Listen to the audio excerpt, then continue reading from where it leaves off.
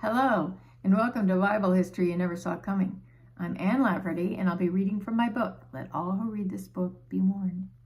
Did the gods really descend to earth?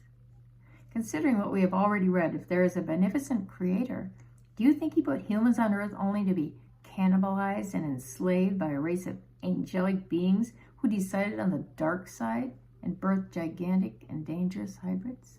Hybrids? What proof do we have of anything like that? Well, we do have some proof.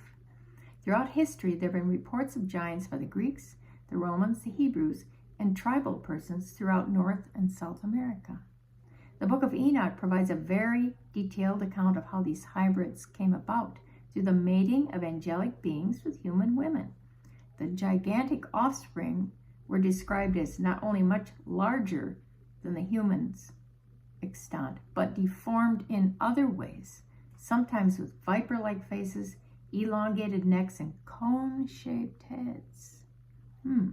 We have discussed newspaper clippings describing skeletal remains found indicating the person was 12 feet tall and sometimes 15 feet tall.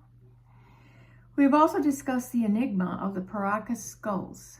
Now, these skulls, dated from about 3,000 years ago, found and displayed in Paracas, Peru, indicate head binding, supposedly a tribal or social practice, which was done from the ages of about a year to about 3 years old, deforming the skull into a permanent cone shape.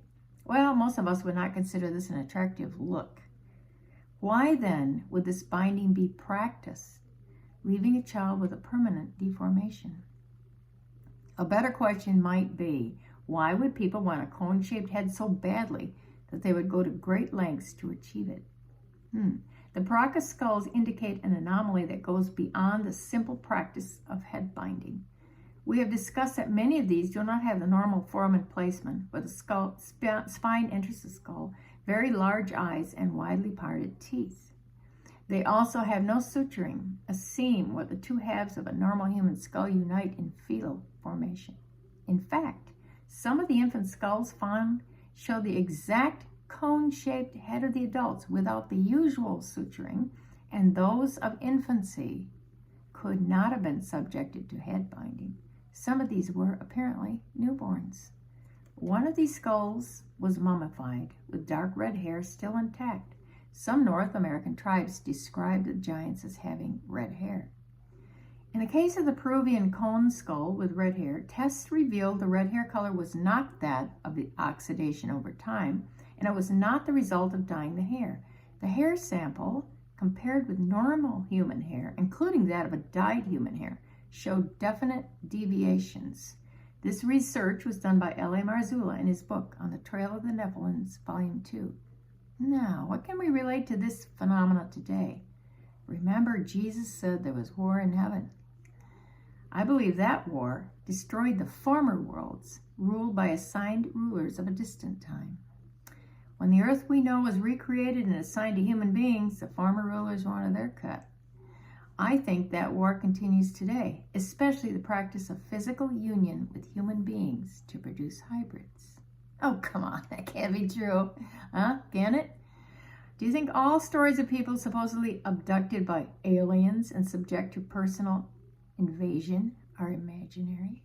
Supposing for a moment that the woman in Arkansas claiming impregnation by an alien being and then losing the pregnancy be true, what purpose would anything like that serve? Well, a big purpose.